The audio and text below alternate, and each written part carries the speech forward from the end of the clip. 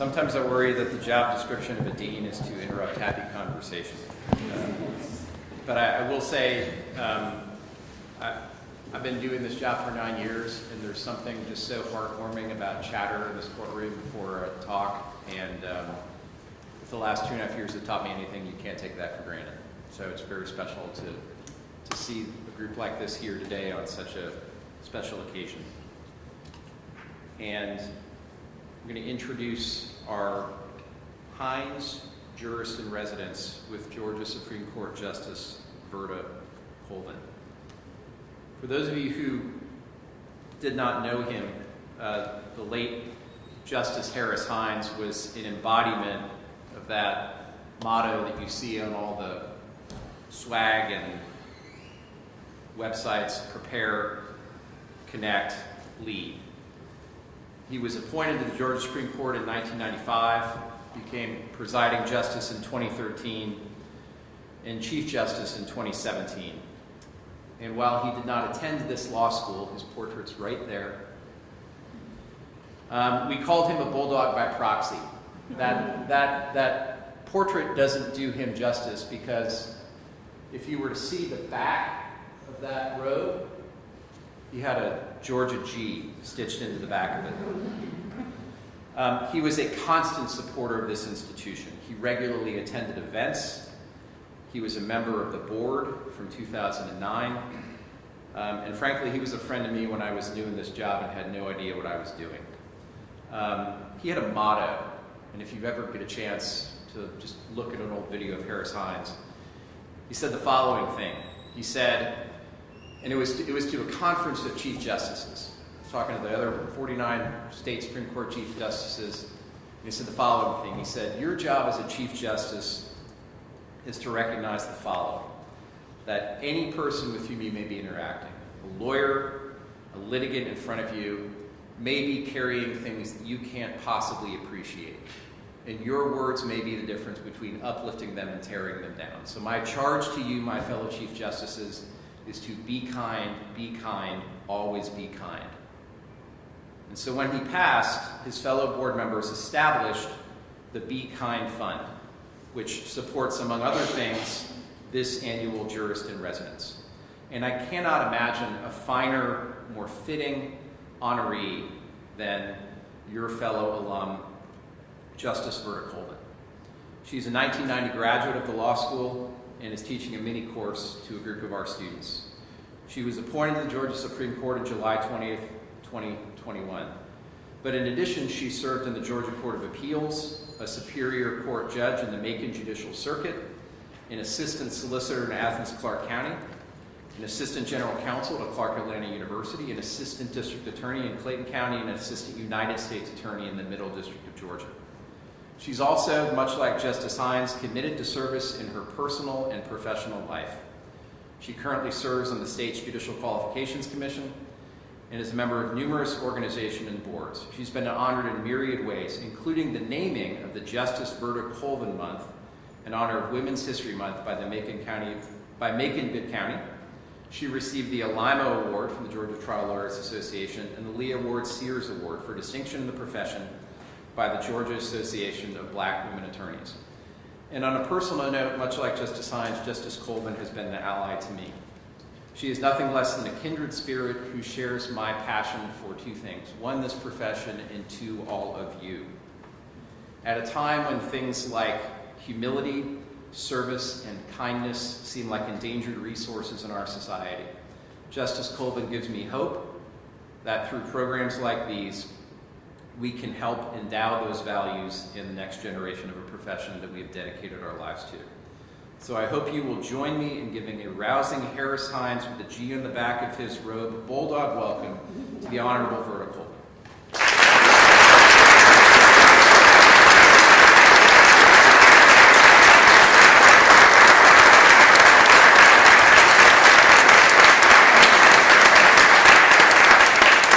Good afternoon to each of you, and I have to begin by thanking Dean Rutledge for his kind remarks.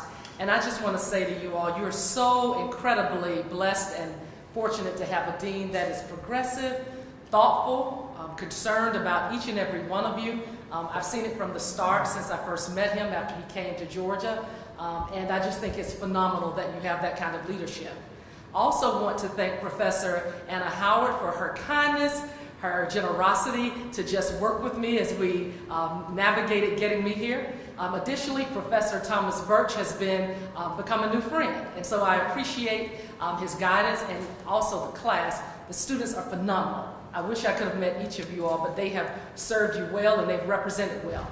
So I understand typically this lecture is about professionalism, and so I kind of gathered that after I had started on my own road is what I wanted to say. And so I've kind of intertwined professionalism with what I want to talk about today, and it's leadership. Leadership. So the topic sentence, if you will, is leadership in the 21st century and beyond. Where are the lawyers? So the United States of America is the greatest experiment in our quest for democracy. It has been said that we are a political miracle. Achieving democracy is a continual pursuit, as democracy doesn't just happen by chance or accident. It is aspirational. There is always more to do to achieve true democracy. This is where leadership is crucial, and lawyers are well suited to continue this quest to ensure that the democratic principles that we believe in prevail. However, I think as a profession, lawyers must take a step back and examine the aspects of leadership that belongs to true transformation in the practice of law, institutions, and governing bodies. It has been said that being a lawyer is not merely a vocation. Let me say that again for all these law students. Being a lawyer is not merely a vocation. It is a public trust, and lawyers have an obligation to give back to our communities. This requires a true sense of service. Being a lawyer is a privilege, which is tethered to an obligation to serve beyond degrees, financial gain, title, or position. Lawyers are leaders whether we fully embrace this obligation or not. Lawyers have a moral directive. When lawyers accept their roles as counselors and advisors, then service becomes paramount, regardless of the area of practice one chooses. Examining leadership requires us to acknowledge that leadership is truly about service. It is said, and I have repeated this in many arenas, if service is beneath you, then leadership is beyond you. Let me say that again. If service is beneath you, then leadership is beyond you. The Hines Jurist in Residence program was promulgated with this idea in mind. Chief Justice Hines was a renowned advocate for the good that lawyers can promote by simply being kind. I think that one word, kindness, can guide our service to our society, which desperately needs the leadership that lawyers can and should provide. Kindness is the hallmark of professionalism. Remember that as you start practicing. If you practice kindness, you will always be professional. Democracy must be renewed with each generation. This aspirational goal that we are always seeking requires lawyers as leaders to hold respect for the law and those whom we come in contact with. That's professionalism. A leader in the 21st century and beyond must have an ability to lead with a vision for the future. We can only be visionaries when we move beyond compliance with rules. See, that's just simply ethics, following the rules. And we must aspire to exercise the highest degree of professionalism by operating in good faith and with a commitment to the public good. I sometimes wonder, as lawyers, have we lost our way? Not as individuals necessarily, but collectively as a profession.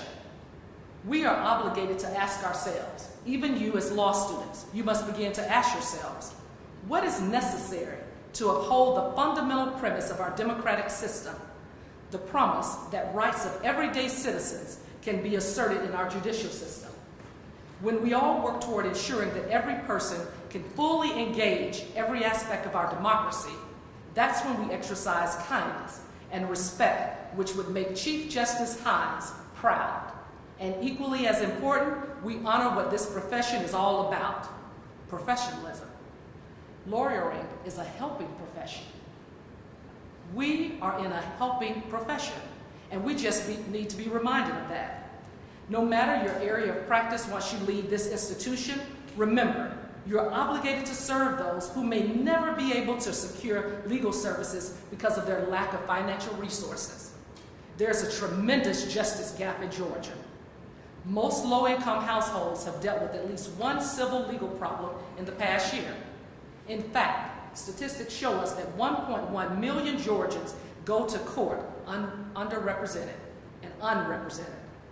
We have legal deserts in our state. 10 of our counties have no lawyers. Can you imagine? No lawyer in a place where you don't have transportation to get to the next county over, let alone afford a lawyer. You have an obligation. We have 25 to 30 counties that have 10 or less practicing lawyers. You, each and every one of you, have an obligation. And that doesn't account for those lawyers in those areas who have retired. We have an obligation. Just as Chief Justice Hines, I challenge each of you to be kind and find ways to alleviate this gap, even as you practice in your respective fields. It is both our privilege and our obligation to do so. Society looks to lawyers to ensure that access to justice is a reality. Perhaps those who find themselves unable to financially secure legal services are the very people who have fostered a sense of disbelief in the good that lawyers can do. No matter our chosen work within our profession, we should, in fact we must, contribute to ensuring that the rights so precious to democracy may be experienced by everyone, irrespective of their economic status or their zip code. Lawyers have an obligation to perform pro bono legal work. Simply put, lawyers are leaders, and leaders lead. Let me say that again. Each of you are leaders, regardless of your personality type. And as leaders, you must lead. Whether it's providing legal representation, financial contributions to legal organizations that ensure those who have a need can be served, or providing guidance for those who give counsel to the underserved. These are the aspects of our profession that make us leaders. These aspects of our profession that demonstrate kindness above self-gratification and ultimately are the highest examples of professionalism. Our service is needed not just in representing those who can least secure our services, but our service as lawyers and as leaders are needed in our state and national government. I said this to a graduating class of law students, and I'm going to leave my notes and say this to you. I expect, in fact, I challenge, I demand that some of you enter state and national political arenas. We need you. There's no better institution in our state than the University of Georgia School of Law to lead you to those places. If only we can reincorporate kindness, the hallmark of Chief Justice Hines, fully into government service, perhaps, just maybe, that would change the lack of public trust in government. There are those who discount the role of lawyers in state and national legislative bodies. In fact, they think we as lawyers are overrepresented in state and national government. However, what they miss is that among the founding fathers who were the framers of the Constitution, 32 of the 55 delegates who attended the Constitutional Convention were lawyers, and 3 more had legal training. Of the 56 signers of the Declaration of Independence, 25 were lawyers. These lawyers created the very instruments that guide our democratic nation, the greatest experiment known to mankind. Lawyers are the guardians of these documents and the principles contained therein. The Russell Foundation, in explaining the important roles of lawyers, wrote, and I quote, "So widespread is their influence and power that the future of the United States lies in no inconsiderable degree in the hands of lawyers. It has therefore seemed essential to point, on the one hand, to the failure of the bar and bench to accept certain social responsibilities, and to note, on the other, the emergence of several trends that appear to indicate a growing desire within the profession to promote justice more effectively than in the past. If ever that is true, it is true today. If law matters, then lawyers matter. Lawyers have a place today in ensuring that our democracy thrives for everyone, for every American. Lawyers were the orchestrator of our system of government in 1878, and lawyers are the catalyst for promoting democracy now and will be well into the future. Without lawyers, freedom would be elusive, and the liberties we enjoy may very well be in jeopardy. That's how important your roles are. And I need you to leave here today having a new inspiration, a new quest for going out and conquering this world and making it better. We have that obligation. Our law degree gives us that mandate. Unfortunately, for much of the 21st century, the trust in government has remained low. This affects Americans' confidence in the rule of law.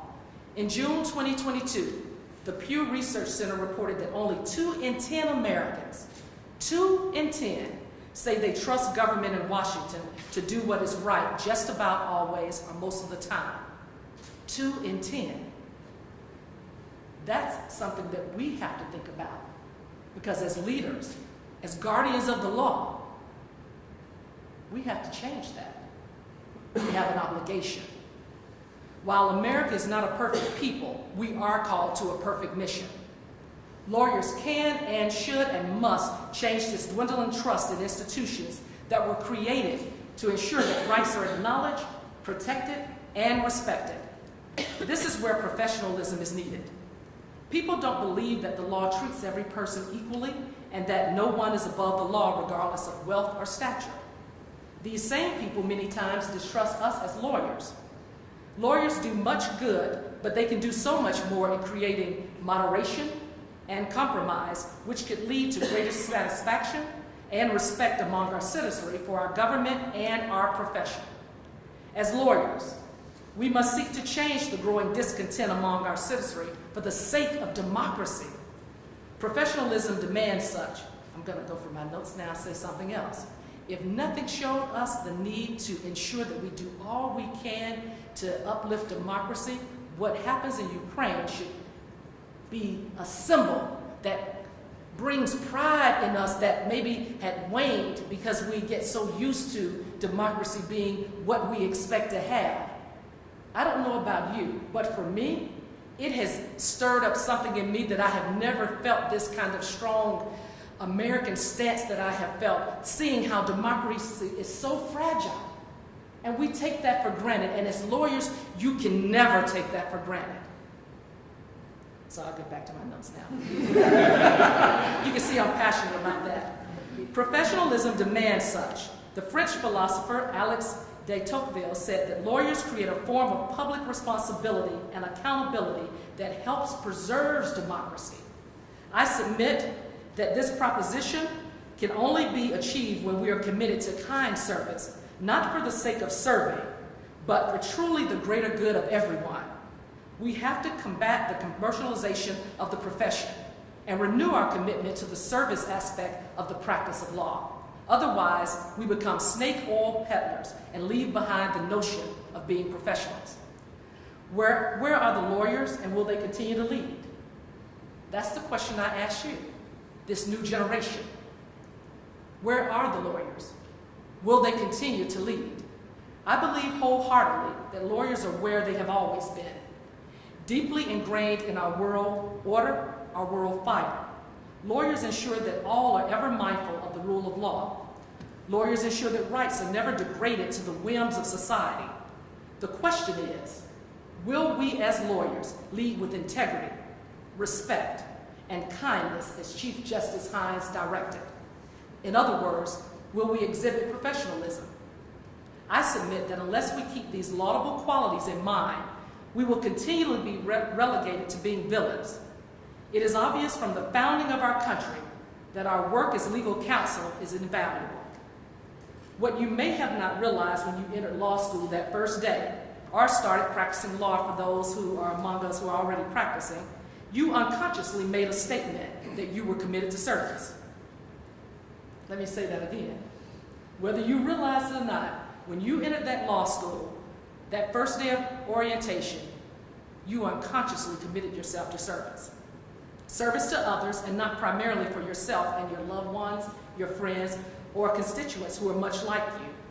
Retired federal judge William Duffy, who has become a friend of mine, in his well-written book, The Significant Lawyer, reminded us, if we continue to take this business-first approach to the practice of law, Many of us will continue to spend our legal careers feeling lost and our careers unfulfilling. Others will find themselves continuing to wander in the wilderness, desperate to find a path out. His book urges us to ask ourselves this question: am I aligning how I practice the professional and personal values that I hold true, those in which I believe? You should always make sure your personal values match your professional values. When those are out of line, you will find yourself unfulfilled. You will find yourself getting in trouble with the state disciplinary board. Make sure those are always aligned. That's professionalism. Find your own way to make your chosen profession more than a business. Strive to make it a calling. If you do that, you will help ensure that lawyers will always be relevant in the 21st century and beyond. And as you do so, remember, as Chief Justice Hines reminded us, be kind as professionals and make a conscientious effort to give to our democracy and to make sure that it stands the test of time. Thank you. I appreciate your attention.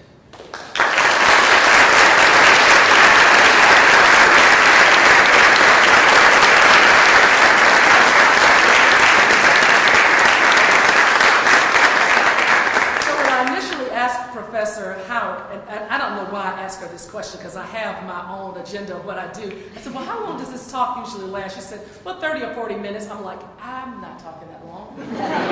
You know, my thought is you can say what you need to say if you really put passion into it and you're really thoughtful about it in 15 or 20 minutes, because that's about all the time people can give you attentively. So I wanted to leave the rest of my time for you to ask questions about anything I've talked about or about me personally. I am an open book. That's another thing. I think when you submit yourself to public service, you should be an open book. You should be willing to engage people so they can really know who you are and really get a sense of your passion, what you believe, and what you feel. So the floor is open. I'm all yours. Okay, who's going to be the first person? Don't be shy. So when you first offered yourself out of service, what was the first service role you took after you became a lawyer, and what drove you to do that? What were your motivations at the time? So I guess I kind of felt like I went into public service even when I went into private practice, because the firm was different in that they did do civil rights law, but I won't use that one because that's too easy since it was a firm, a money-making venture, so maybe that's not really public service. So the first time I went to public service was as an assistant solicitor for Ken Malden, who used to be the district attorney here. Once upon a time, he was the solicitor in Athens, Clarke County. So that was the first time I engaged in public service. Now, I took the position because I wanted to get back to Georgia from North Carolina, never thinking I could be a prosecutor. I'm like, I cannot work for the man. I am not doing it. But I thought, okay, Ken was my, Mr. Malden, I should say, but, you know, he was my friend. Ken was my mock trial coach at UGA. So, you know, he was my friend. So I was like, okay, I'll come back and work for him. That'll be easy. And when I got there, I just fell in love with public service. I like feeling like I was giving something back to ensure that all the constitutional rights we say that we hold dear were actually adhered to, that I listened to people, that I heard them, and even as I held people accountable, I could still juxtapose justice and mercy in a way that was respectable. And that's what I wanted to do. At the end of the day, I wanted both prosecutors and defense attorneys, as well as the judges, to know that when I spoke, they knew I was coming from a place of authenticity, that I was being genuine, and I was always fair. Because my thought was, if I do that, then when I walk in a room, people automatically will respect me, and they will believe what I say. And at the end of the day, isn't that what makes us successful? And that brings everything else. So I guess I would say it started where I would have least expected it, in prosecution. Yes, sir. It's delightful to hear from you here today, but of course the typical way we hear from judges is in their written opinions. Mm-hmm. And I wonder whether you could share some thoughts about how you think, when you're looking at an opinion, crafting an opinion, how you want it to communicate to us. What can we look for? What do you think about when you're trying to craft a really good opinion? That's a great question. So when I first started on the appellate bench, when I told both of my chambers, on the Court of Appeals and the Supreme Court. When we draft opinions, even someone who's not a lawyer, I want them to at least be able to read the words on the page. This is their country, this is their law, this applies to them. They may not understand all the nuances, but I want them to be able to read it and pick up something that I meant. And so I don't care about, we don't want to use big words that people can't understand. We want the person who decides to proceed pro se to be able to pick up that opinion and halfway understand it and, be able to talk about it. Also, I want to be clear and concise. I don't have to show how smart I am or do a treatise on something when I can just say what I need to say. And this is what I learned as a trial judge. Trial judges, to me, they don't have time to read anything that's really long-winded and winding. They need to pick up an opinion, and they need to find the answer for what they need and move forward in their trials. And so I try to think of that too. I don't want anything that's too lengthy because I want them to be able to really ingest it. Because I know what it's like as a trial judge to read opinions. I mean, I say the Superior Court is like the emergency room. It's like this. It's coming so fast, you just got to keep going. You don't have time to just sit in your office and read opinions all day. And so I want to make sure I write in such a way that they can get what they need and move forward. And even their clerks, I don't want them to have to spend all day reading my one opinion. So I'm real big on say what you mean to say it succinctly, and just answer the question. Because I don't want to end up saying something that comes back to bite me later. So I'm real big on, can we just make sure we just answer what they ask and not go any further unless we're sure, because then sometimes you're making law that later on you regret because you've got to go back and fix that. So that's kind of how I look at opinion writing, and that's just for me being, I think, in the courtroom, a litigator my entire career, and then being on Superior Court and then Court of Appeals. And I love my trajectory to get where I am because it kind of colors how I come to look at what I should do as a jurist on our highest court. But now I have to do it collectively with 8 other people. So, yes? In Judge Duffy's book, he talks about the commercialization of the profession being an issue without alignment, particularly over the past several decades. In your practice, have you seen that as an issue? What implications do you think that has on leadership in the profession? Yes, I have seen it as an issue. In fact, I stand in front of the TV sometimes and I'm like, why? Why?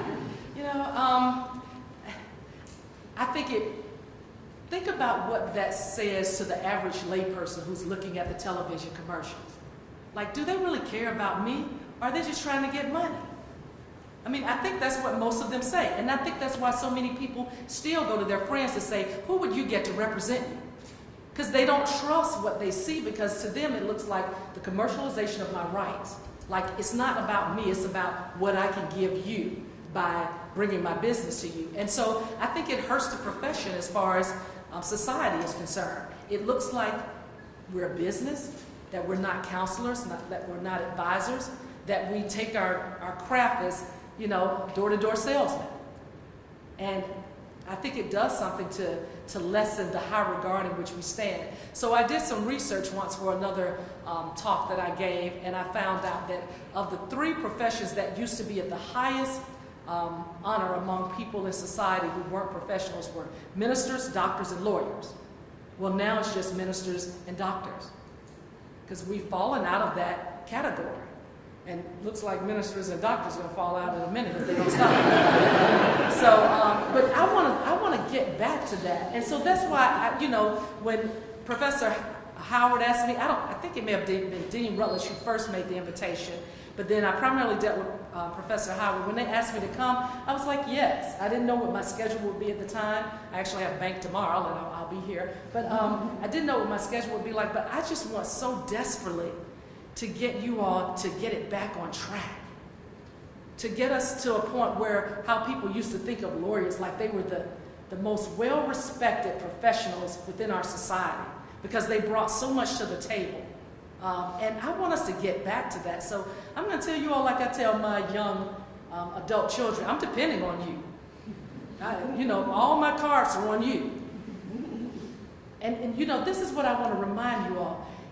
I know this thing called the practice of law can get you so discombobulated because there's so many different messages, like make all the money you can, think about becoming a partner. And Judge W and I talked about this, and he talked about his time at the big firm and how, you know, in some ways he lost his way, because you do get in that kind of brain space. And it's okay. I mean, if you consciously make decisions to do certain things, that's fine.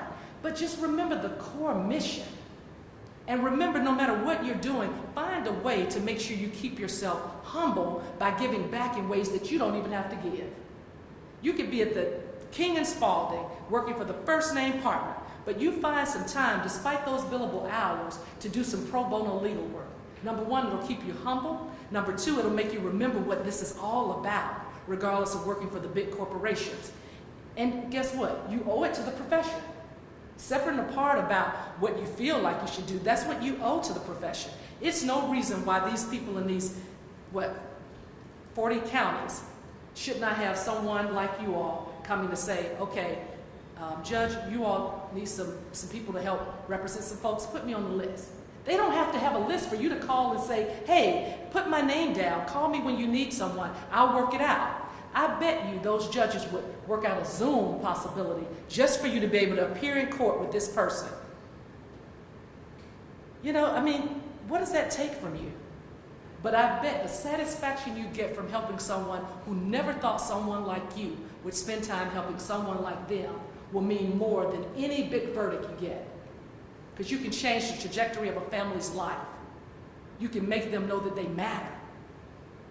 And what did I say? Leaders lead. So I expect you to lead. Justice, given your description of lawyers as leaders, I was curious about who was a leader in your life that was a lawyer that helped instill the values they hold today. You know, everywhere I went, I found someone who I respected highly. So I'll go backwards. So when I was at the U.S. Attorney's Office, all of our federal judges, from my first person who kind of helped me craft who I would be if I could ever be a judge, and never thought about being a judge, but if I was a judge, I'd want to be like him. DeRoss Fitzpatrick. He served in the Middle District of Georgia, and just such a kind man, even when he had to give those federal sentences, a kind man. He would often tell male defendants when they came before him, you made a mistake, and I recognize that. And he would say to them, I have learned that men don't mature until they get about 30 years old. And so, and you know, and as I got older, I'm like, oh my God, he was right about that. And he told them, men don't mature until they're about 30 years old, and you've made some mistakes, but it's nothing, you know, nothing in the way for you getting back on track. And he'd tell them how, you know, I want you to write me. I want you to take some of these courses they offer in federal prison and write me. And so one day he actually brought one of the letters out on the bench. And he said, see, I get letters, and that makes me proud, because that means I've said something to you to make a difference. And I thought, wow, he was the first federal judge that I saw become personal with people, because usually it's stoic, you know. And so he was my first hero that I thought so much of, and I learned from his clerks that he thought the same of me, and that just warmed my heart, because you know, they don't tell you how they feel about you, you have to hear it from someone else. But Judge Fitzpatrick, all of our federal judges, Judge Treadwell, Judge Royal, Judge Land in Columbus, Judge Lawson, wow. He loves me, but he's hard. I mean, woo, he can be hard. It's funny, one time one of the defense attorneys asked for a continuance, and I was like, okay, I don't mind, I'll agree to the continuance. That's another thing, give a continuance. Don't ever just say no just because you can. That's rude, that's not professional. So I said, and I was a federal prosecutor, and I said, sure. So we go to the back of his chambers, and I said, Judge, you know, such and such, they want a continuance. I don't have an objection for it, it's fine. You know, my son has a dental appointment, so that means I can make the appointment. So that's fine, I don't have a problem. So after she left, he chewed me out. He said, don't you ever give a reason why a continuance would be convenient for you. That's not something you should do. Now, this is someone who loved me being in his court. He was always so, he gave out compliments a lot for what I did, but he went off on me. I left his chambers and I was just crying. I was like, oh my God, she wanted to continuance. I said, okay. You know, we're just talking. I was like, okay, you know, my son has an appointment. So I was like, oh my God. And later on, he was one of my biggest proponents for me going on the bench, you know. So you learn, even though sometimes some of your mentors aren't always kind, it's because they're trying to craft you to being this great person they think you should be. So all the judges there, but Michael Moore, he was the person who started this course for me. He said to me, he came in my office one day and said, you need to be on the bench, and Macon is ready for you, and you're ready for the judiciary. I want to nominate you, but I'm not going to do it unless you go all the way. You know, I really liked him and admired him, but never know he thought that way. My criminal chief, she was the first person to put a bug in my ear and tell me somebody was retiring from the bench, and I was like, okay, why are you telling me that?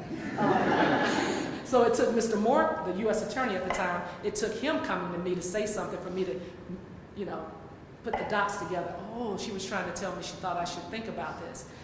So every place I've been, I have found someone who inspires me, I gravitate toward, and you always want to find a mentor no matter where you go. There's someone that's there, and they don't have to look like you. They don't have to come from the same background or anything. In fact, when I think about my biggest proponents that are probably behind me getting here, there are people who are politically, people would think we're totally in opposite of each other. They look different than me.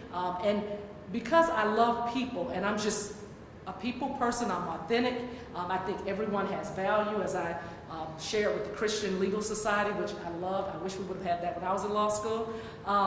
You know, when you see the humanity in people, it's amazing how they connect with you. And so I was lucky enough to have people on every side of the spectrum, politically, geographically, racially, to support me and to encourage me throughout my career. And ultimately, that's what you want.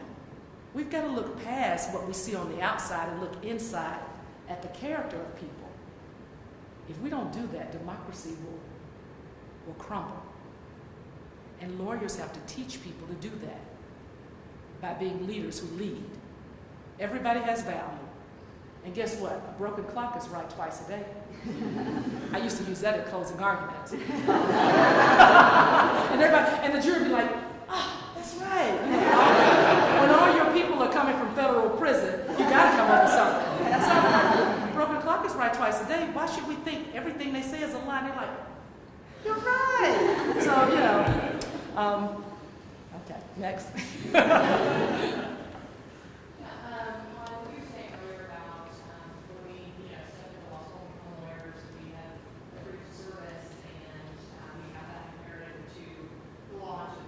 Mm-hmm. Do you see where there's some kind of conflict with that imperative and our ethical obligations that let's say represent a client, when sometimes the client's interests might be at odds with what's best for the law profession? How would you advise young lawyers, particularly in the private practice, to handle that conflict? Well, you have to abide by the ethical rules that you're obligated to, but you can use those moments as teaching moments. Sometimes you can't change what is, but you can give people insight as to what should be. So when I was in private practice, I had clients who sometimes were not all they should be. So I would do what I had to do to represent them, but I would let them know that, you know, your behavior is not acceptable.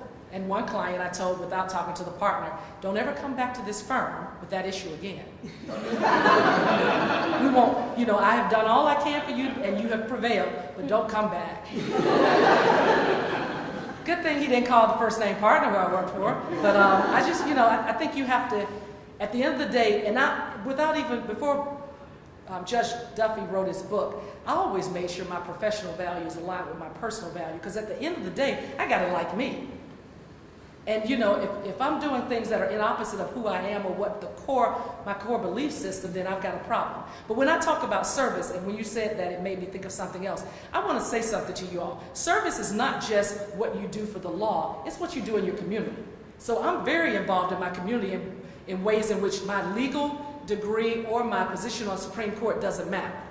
I'm chair of a private school board of trustees.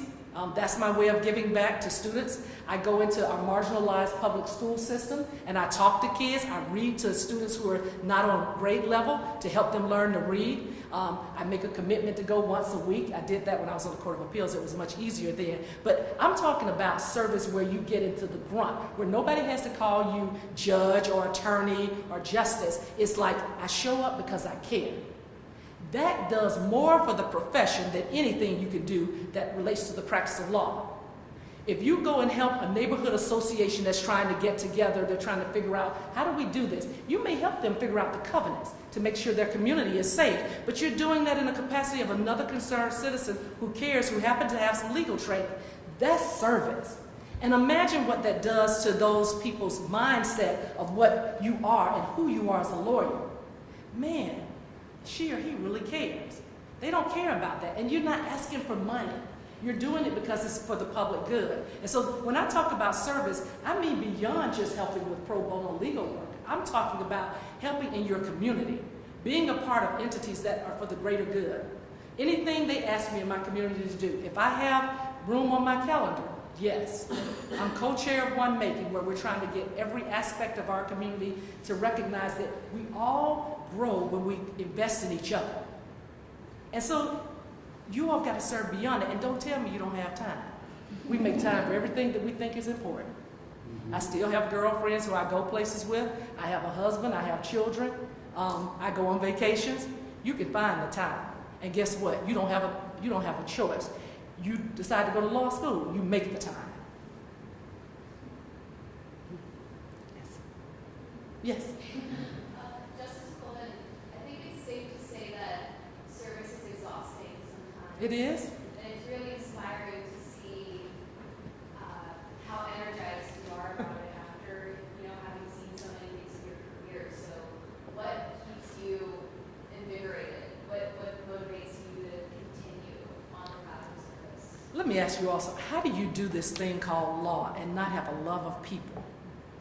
See, I just love people.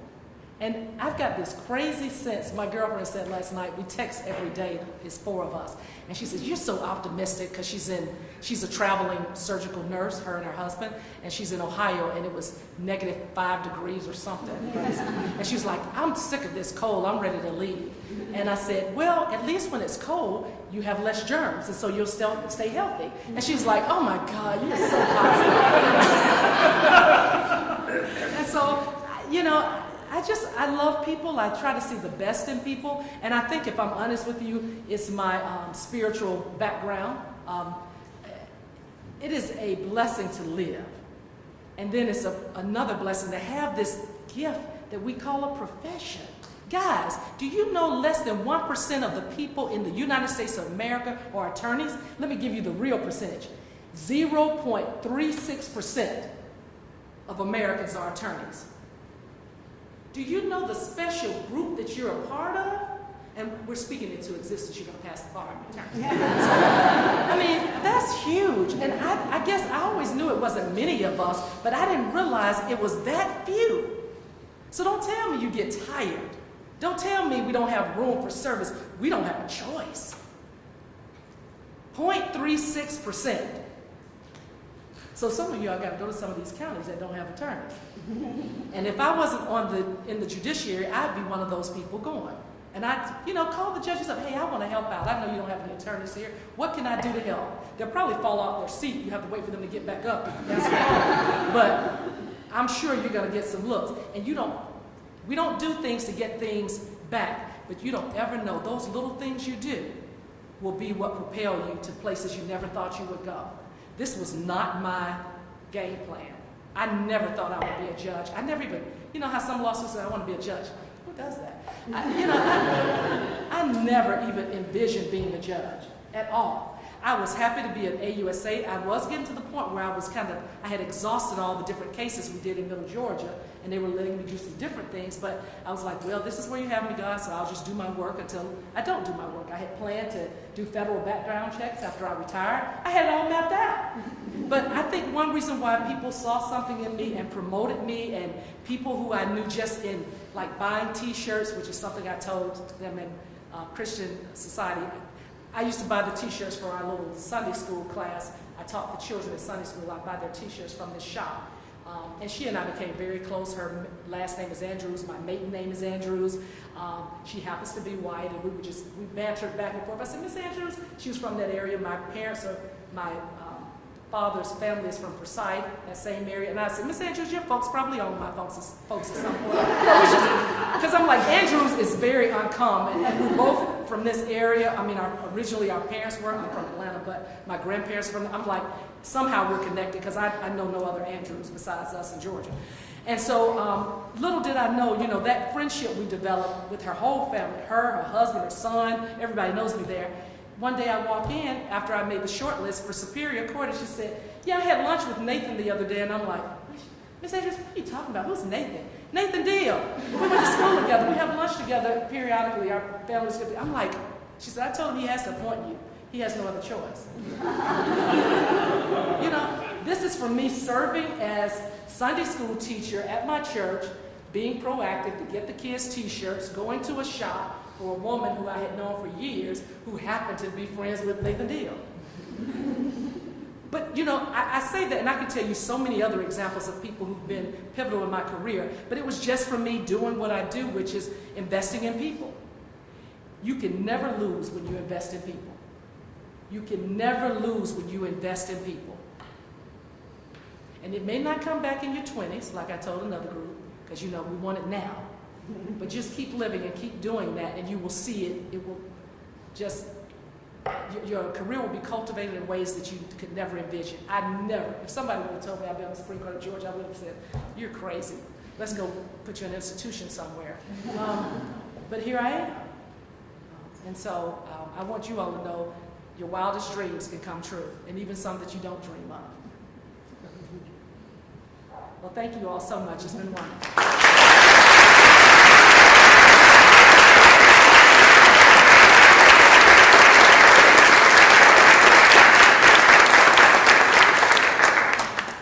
Justice Colvin, I hope you're ready, because if my dean instincts are any indication, you're going to get mobbed at the reception. I want to thank you personally for being here. I was when you were talking about the comments you give to your clerks about write clearly. My judge used to say, she said, we're all busy people, and if somebody reading my opinion doesn't know what I'm deciding and why in 5 minutes or less, I haven't done my job. At which point he threw a first draft of opinion back in my face and let's start over. I also want to express my appreciation to many members of the law school community who helped organize, not just today, but this week, Professor Anna Howard, Professor Thomas Birch, Mary Beisfanger, our IT department, and many of you who have served as ambassadors and hosts to Justice Colvin while she's here. At this time, as your schedules allow, we'll do a reception out in the rotunda. That concludes today's event. Thank you for being here.